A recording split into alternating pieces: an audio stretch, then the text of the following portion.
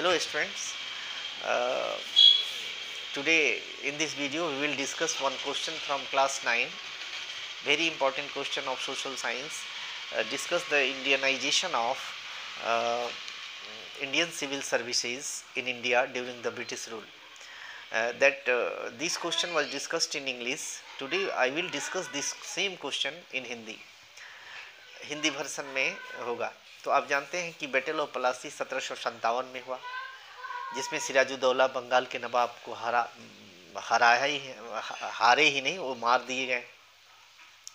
उसके बाद बक्सर का युद्ध हुआ, जिसमें मीर कासिम, शुजाउद्दौला और शाह आलम तीनों की सेनाएं लड़ी और वो हार गई। ये बक्सर में हुआ युद्ध 1764 में हुआ। और उसके बाद पूरा भारत तो नहीं, लेकिन भारत आंशिक रूप से नहीं, पूर्ण रूप से अंग्रेजों के कब्जे में आ गया। जो ब्रिटिश ईस्ट इंडिया कंपनी व्यापारिक संस्था थी वह यहाँ शासन करने लगी और उस शासन सत्ता में भारतीयों की कोई हिस्सेदारी नहीं थी। तो प्रशासनिक सेवा में भारतीयों को लेने का कोई सवाल ही नहीं उठता। भारत के लोगों को एडमिनिस्ट्रेशन में, सिविल सर्विसेज में आने का कोई सवाल ही नहीं उठता। फिर भी भारत में प्रशासनिक सेवाओं का इंडियनाइजेशन हुआ, भारतीयकरण हुआ। वो एक लयबद्ध तरीके से हुआ। आप जानते हैं 1793 में चार्टर एक्ट बनाया गया, जिसके द्वारा भारत में सिविल सर्विसेज के हकदार वही लोग थे जो लोग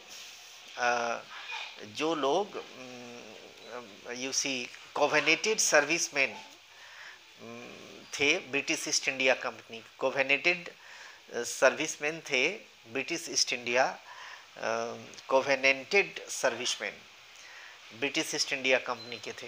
उन्हीं को ये अवसर दिया जाता था और उनको भी एफिडेविट करना पड़ता था कि भारत में जब तक वो प्रशासनिक सेवा में रहेंगे, ब्रिटिश ईस्ट इंडिया कंपनी के सेवा में रहेंगे, तब तक वो अपना प्राइवेट कोई व्यवसाय नहीं कर सकते और ना किसी से कोई उपहार ले सकते हैं। ये व्यवस्था इसलिए की गई कि ब्रिटिश ईस्ट इंडिया कंपनी में काम करने वाले जो लोग थे, ब्यूरोक्रेट थे, वो खुद का बिजनेस करके ब्रिटिश ईस्ट इंडिया कंपनी के बिजनेस को ख़राब कर सकते थे, इसलिए किया गया। और लॉर्ड कॉर्नवालिस जो गवर्नर जनरल होके आया था, उसकी मनसा जो थी भारतीयों के प्रति, वो आप जानिए।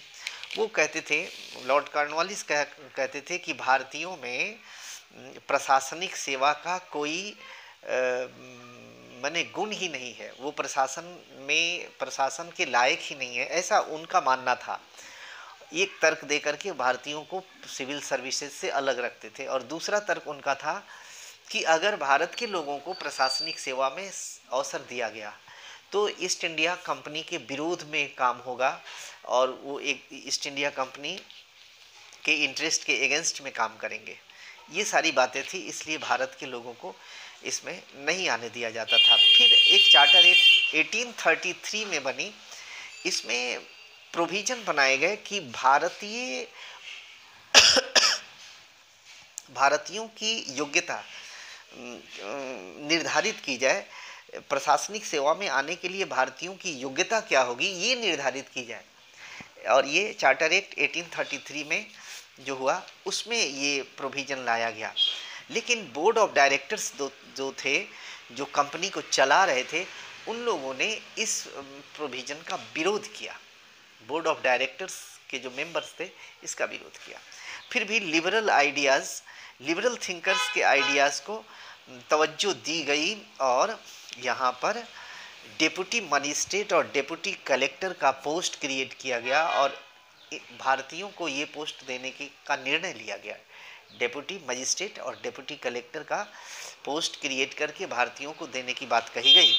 और पहली बार 1853 में भारतीयों को अवसर दिया गया कि आप सिविल सर्विस कमीशन में, सिविल सर्विस एग्जामिनेशन में अपीयर हो सकते हैं, हिस्सा ले सकते हैं।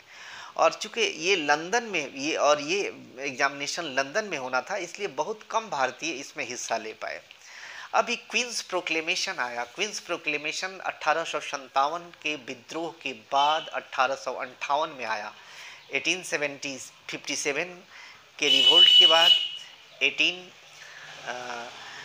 58 में आया। और इस प्रोक्लेमेशन में, घोषणा में, महारानी ने, इंग्लैंड की महारानी ने घोषणा की कि भारत के लोगों को भी सरकारी नौकरियों में अवसर दिया जाएगा, उन्हें उनके क्वालिफिकेशन, योग्यता के अनुसार पोस्ट भी दिए जाएंगे और किसी तरह का भेदभाव नहीं किया जाएगा। ये आश्वासन दिया गया क्वींस प्रोक्लेमेशन के माध्यम से 1858 ईस्वी में इंग्लैंड की महारानी के द्वारा। इसमें एक कमेटी बनाई गई और कमेटी ने सजेस्ट किया कि भारत में एक कमेटी बनाई गई उसके बाद कि सिविल सर्विस कमीशन के संबंध में। तो उस कमेटी ने रिपोर्ट दिया कि भारत में सिविल सर्विस एग्जामिनेशन कराया जाए। ये रिपोर्ट दी ये कमेटी ने 1857 के बाद 1858 वाली घोषणा पत्र में। नेक्स्ट आपको ये पता है 1865 तक भारत के उम्मीदवारों का जो आईसीएस एग्जामिनेशन में बैठना चाहते थे उनकी उच्चतम आयु सीमा 22 वर्ष थी, यानी कि 22 वर्ष अपर एज लिमिट था। उसके बाद कोई भी भारतीय उम्मीदवार 22 वर्ष उम्र के बाद उसमें हिस्सा नहीं ले सकता था, अयोग्य करार दिया जाता। लेकिन 1866 में इस अपर एज लिमिट को घटा करके 21 साल, एक साल और घटा दिया गया। ये नीति इसलिए अपनाई गई कि अंग्रेज चाहते थे कि भारत के कम से कम लोग प्रशासनिक सेवा में आए, ये कारण था। और इसी दौरान 1864 ईस्वी में 1864 में सत्येंद्रनाथ टैगोर, रविंद्रनाथ टैगोर के भाई थे, ये भारत के प्रथम सिविल सर्वेंट होने का गौरव इन्हें मिला। और फिर 1872 ईस्वी में आनंदोराम बरुआ, जो असम के प्रथम आईसीएस होने का गौरव इनको मिला। तो इस तरीके से लोग प्रशासनिक सेवा में धीरे धीरे आते गए। लॉर्ड लीटन ने क्या किया? लॉर्ड लीटन भी, उनकी भी मनसा भारतीयों के प्रति अच्छी नहीं थी। उन्होंने अपने समय में भारत के उम्मीदवारों के लिए जो उच्चतम आयु सीमा 22 से 21 की गई थी उसको और घटा दिया, उसको 19 वर्ष कर दिया। इसके विरोध में सुरेंद्रनाथ बनर्जी ने अपनी आवाज़ उठाई और संस्थाओं ने भी आवाज़ उठाई, जिसके चलते फिर से उस अपर एज लिमिट, भारतीय उम्मीदवारों के लिए अपर एज लिमिट को 22 साल कर दिया गया, 22 ईयर्स कर दिया गया। उसके बाद में लॉर्ड डफरिन का दौर आया। आप जानते हैं 1885 ईस्वी में कांग्रेस की स्थापना हुई और 1886 ईस्वी में लॉर्ड डफरिन, उस समय तो थे ही, कांग्रेस की स्थापना के समय यहाँ के जो वायसराय थे वो लॉर्ड डफरिन थे और उस कांग्रेस की स्थापना में उन्होंने सहयोग किया था। 1886 में 1886 में उन्होंने एक पब्लिक सर्विस कमीशन बनाई और ये जो मुद्दा था भारत में आईसीएस एग्जामिनेशन हो न हो, किस तरह, इस सारे मुद्दों को ये इन्होंने उस कमीशन को दे दिया जज करने के लिए। उन्होंने एचिंसन कमीशन भी बनाया लॉर्ड डफरिन ने, और उसके इस कमीशन ने एक अप्रूवल, जो सिविल सर्विस डिपार्टमेंट को 3 भागों में बांट दिया गया था और एचिंसन कमीशन ने इस सिविल सर्विस डिपार्टमेंट को जो 3 भागों में बांटा गया था उसको अप्रूव कर दिया, उसकी मंजूरी दे दी। वो 3 भाग कौन कौन से थे? Imperial Indian Civil Services, Provincial Civil Services और Subordinate Civil Services. Imperial Indian Civil Services में केवल अंग्रेजों को ही भर्ती किया जाता था और प्रोविंशियल इंडियन सिविल सर्विसेज में एंड सबऑर्डिनेट सिविल सर्विसेज में भारतीयों को, भारतीय उम्मीदवारों को चांस दिया गया।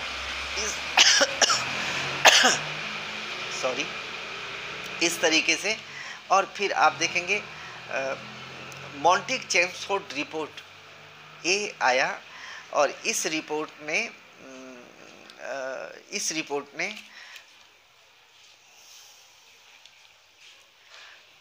ये इंडिया और इंग्लैंड में इंडियन सिविल सर्विस एग्जामिनेशन हो, इसको मंजूर, इसकी मायूसी उन्होंने मॉन्टेग चेम्सफोर्ड रिपोर्ट में ये कहा गया कि इंडिया और इंग्लैंड में साइमल्टेनियसली एक साथ सिविल सर्विस एग्जामिनेशन हो।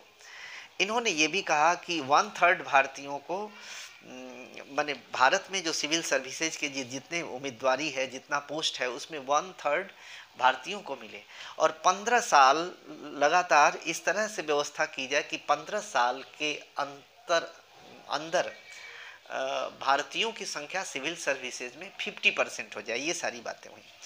ली कमीशन बनाया गया। ली कमीशन ने मॉन्टेग चेम्सफोर्ड रिपोर्ट को रिकमेंड किया और उसके रिकमेंडेशन को इम्प्लीमेंट किया और उन्होंने सजेस्ट किया कि भारत में सिविल सर्विस कमीशन बनाई जाए।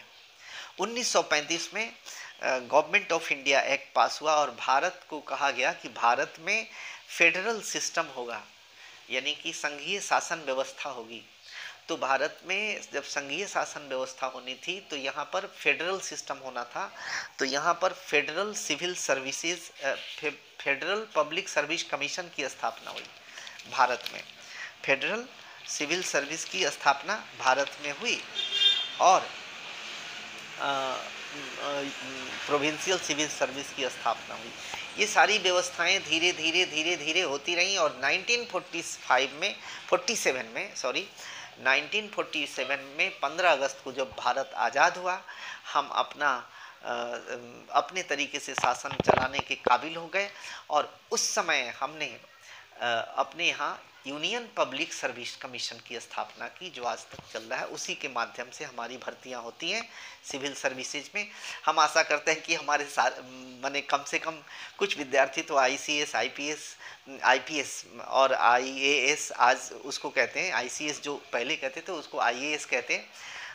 उस समय कहते थे इंडियन सिविल सर्विस, आज कहते हैं Indian administrative service, Indian police service कहते हैं। तो अभी जो हम चाहते हैं कि हमारे कुछ विद्यार्थी IAS, IPS बने, UPS की तैयारी करें, उनका भविष्य उज्जवल हो।